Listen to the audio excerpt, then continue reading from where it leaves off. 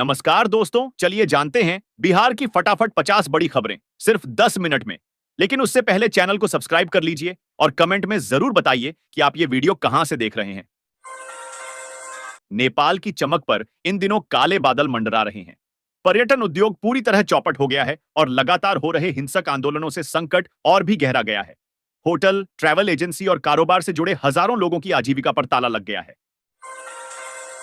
इधर बिहार के भागलपुर वासियों के लिए खुशखबरी आई है। अब दिल्ली के लिए एक और राजधानी एक्सप्रेस चलाई जाएगी, जिससे यात्रियों को सुविधा के साथ साथ सफर का समय भी बचेगा। प्रधानमंत्री नरेंद्र मोदी ने चुनावी पिच पर एक बार फिर बड़ा दांव खेला है। बिहार को एक ही झटके में 7,616 करोड़ रुपए की लागत से 2 मेगा प्रोजेक्ट दिए गए हैं। इसके साथ ही झारखंड और बंगाल को भी बड़ी सौगातें मिली हैं, जिससे इन इलाकों का विकास और तेज होने की उम्मीद है। बिहार से ही एक दर्दनाक खबर सामने आई है, जहां बेटी की लाश से लिपटकर रो रही मां की भी मौत हो गई। लगातार रोते रोते उन्हें ब्रेन हेमरेज हो गया और दुखों का पहाड़ टूट पड़ा। राजनीति की दुनिया में भी हलचल तेज है। पटना में आरजेडी के पुराने नेता राजकुमार राय की गोली मारकर हत्या कर दी गई। बताया जा रहा है कि वे तेजस्वी यादव के खिलाफ चुनाव लड़ने की तैयारी कर रहे थे। इस बीच तिरहुत शिक्षा विभाग के उपनिदेशक के ठिकानों पर निगरानी इकाई ने छापा मारा है। उन पर करीब 3 करोड़ 75 लाख रुपए की अवैध संपत्ति जुटाने का आरोप है। अपराध जगत की खबर करें तो 6,000 रुपए में कट्टा, 25,000 रुपए में पिस्टल और महज 300 रुपए में गोलियां बेचे जाने का चौंकाने वाला खुलासा हुआ है। मौसम विभाग ने बिहार के 5 जिलों में भारी वर्षा की चेतावनी जारी की है। उमस और गर्मी से जूझ रहे लोगों को राहत भरी बारिश का इंतजार है। मोतिहारी में आईपीएस अधिकारी के ससुर से हुई लूट के मामले में पुलिस ने छापेमारी की है और एक शख्स को हिरासत में लिया गया है। मुजफ्फरपुर से बड़ी खबर आई है, जहां होटल में सो रहे युवक की नींद उस समय टूटी जब अचानक आग लग गई। युवक का नाम रोशन बताया जा रहा है। मुजफ्फरपुर के कुढ़नी में डीएम ने कई सेक्टर पदाधिकारियों पर तल्खी दिखाई और उनसे तुरंत स्पष्टीकरण मांगा है। बक्सर भरौली गंगा पुल को लेकर उम्मीद जगी है कि मानसून खत्म होते ही निर्माण कार्य शुरू हो सकता है। इस पुल से पटना से दिल्ली के सफर में काफी समय की बचत होगी। पीयूष गोयल ने बड़ा बयान दिया है। उन्होंने कहा कि भारत नेपाल के घटनाक्रम पर पैनी नजर बनाए हुए है। साथ ही बिहार को जल्द ही 5 बड़े एक्सप्रेसवे की सौगात मिलने वाली है। नीतीश कुमार की कैबिनेट से भी दिलचस्प खबर आई है। उनके एक मंत्री ने एक इंजीनियर को खूब खरी खोटी सुनाई। मंत्री ने कहा कि हम गांव गांव पैदल घूम रहे हैं और आप ऐसी दफ्तर में बैठकर ठंडी हवा खा रहे हैं। इस बीच पाकिस्तानी महिला इमराना के भारतीय वोटर कार्ड बनाने और फिर सरकारी शिक्षक बनने का मामला सुर्खियों में है। जांच में कई चौंकाने वाले तथ्य सामने आ रहे हैं। वैशाली पुलिस में बड़ा फेरबदल किया गया है। 19 अधिकारियों का तबादला हुआ है और तिस्युता थाना की जिम्मेदारी चांदनी कुमारी को दी गई है। नेपाल में जेन-जेड प्रोटेस्ट के बाद अब विश्व हिंदू परिषद ने मांग की है कि राजनीतिक अस्थिरता खत्म करने के लिए अंतरिम सरकार बनाई जाए। बिहार और झारखंड में इस समय जितिया पर्व की तैयारियां जोरों पर हैं। पुत्र की मंगल कामना के लिए रखा जाने वाला यह व्रत हर साल श्रद्धा और आस्था के साथ मनाया जाता है। राजनीतिक माहौल में केंद्रीय मंत्री नित्यानंद राय ने कहा है कि मोदी गरीबों के मसीहा हैं और बिहार में एनडीए की ही सरकार बनेगी। नेपाल में जेन-जेड आंदोलन के बाद महोत्तरी जिले में कर्फ्यू जारी है। सड़कों पर सेना के जवान तैनात हैं। हालांकि अब वहां से कुछ अच्छी खबरें भी आने लगी हैं। बिहार की एक सीट पर दिलचस्प स्थिति है, जहां सिर्फ एक बार कमल खिला और 2020 में ओवैसी की पार्टी एआईएमआईएम ने जीत दर्ज की थी। प्रशांत किशोर ने भी बड़ा बयान दिया है। उन्होंने कहा है कि इस साल बिहार की बदहाली की आखिरी दिवाली और छठ होगी। चुनाव मोड में आई भोजपुर की कानून व्यवस्था पर भी नजर डालें। छापेमारी के लिए 17 उड़न दस्तों का गठन किया गया है और इन्हें प्रशिक्षण दिया जा रहा है।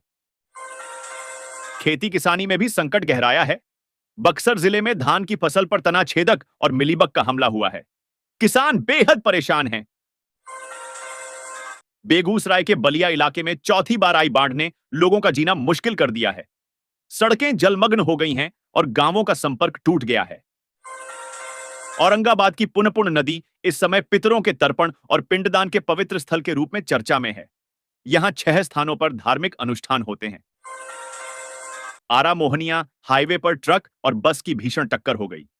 हादसे में 1 दर्जन यात्री घायल हो गए। आरा जंक्शन का डीआरएम ने निरीक्षण किया और कई खामियां मिलने पर सख्त निर्देश दिए। जमीन विवाद को लेकर एक और हैरान करने वाला मामला सामने आया है। महज 500 रुपए में एक शख्स लोगों के लिए फर्जी वंशावली तैयार कर रहा था।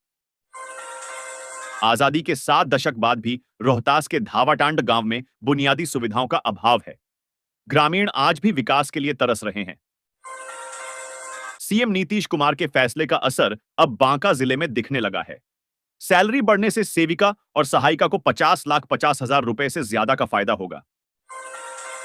बिहार के डीएम ने 18 से 19 साल आयु वर्ग के 85,000 युवाओं की तलाश शुरू कर दी है। वजह हैरान करने वाली है और प्रशासन ने इसके लिए सर्वे भी शुरू कर दिया है। आपात स्थिति के बीच एक बेटी पैदल ही ससुराल के लिए निकल पड़ी। ऐसे लोगों के लिए प्रशासन ने खास राह खोली है। नेपाल में फंसे भारतीय पर्यटकों की सुरक्षित वापसी की खबर आई है। जिलाधिकारी ने हेल्पलाइन नंबर भी जारी कर दिया है। नेपाल में फंसे भारतीय पर्यटकों की सुरक्षित वापसी की खबर आई है। जिलाधिकारी ने हेल्पलाइन नंबर भी जारी कर दिया है। नेपाल के पूर्व प्रधानमंत्री के घर से एक गुप्त सुरंग मिली है। सुरंग से कैश और सोना बरामद हुआ है। वहीं रक्सौल बॉर्डर पर चौथे दिन भी आवाजाही बंद है।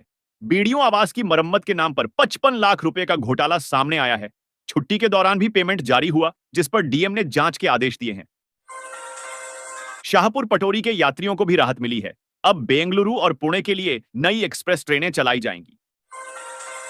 आर्थिक अपराध इकाई की टीम ने समस्तीपुर और हसनपुर में ग्रामीण कार्य विभाग के अभियंता के घर पर छापेमारी की है। समस्तीपुर में चोरी के विरोध में ग्रामीणों ने सड़क जाम कर दिया। इस दौरान सांसद तक जाम में फंसे रहे। चुनाव में इस बार एक सीट पर माहौल बेहद गर्म है। यहां 5 पूर्व मंत्री अपनी किस्मत आजमा रहे हैं, जिनमें से 2 पहले ही पाला बदल चुके हैं। पप्पू यादव के आग्रह पर नितिन गडकरी ने धमदाहा से कुंवाड़ी सड़क के चौड़ीकरण की घोषणा की है। रोहतास में पति ने पत्नी की हत्या कर दी। लोहे की पाइप से वार कर वारदात को अंजाम दिया गया और आरोपी फरार है। दोस्तों, हम जानते हैं कि आपका समय कितना कीमती है, लेकिन फिर भी आपने कुछ पल निकालकर हमारा वीडियो देखा। इसके लिए हम दिल से आपका आभार व्यक्त करते हैं। आपकी मौजूदगी ही इस प्लेटफॉर्म को और भी मजबूत बनाती है। हम चाहते हैं कि यह चैनल सिर्फ खबरों का माध्यम न बने, बल्कि एक ऐसा परिवार बने जहां हर दर्शक की राय को महत्व दिया जाए। इसलिए कमेंट सेक्शन में हमें जरूर बताइए कि आज की कौन सी खबर ने आपको सबसे ज्यादा प्रभावित किया। और हां, चैनल को सब्सक्राइब जरूर कर लीजिए ताकि आप कोई अपडेट मिस न करें। धन्यवाद।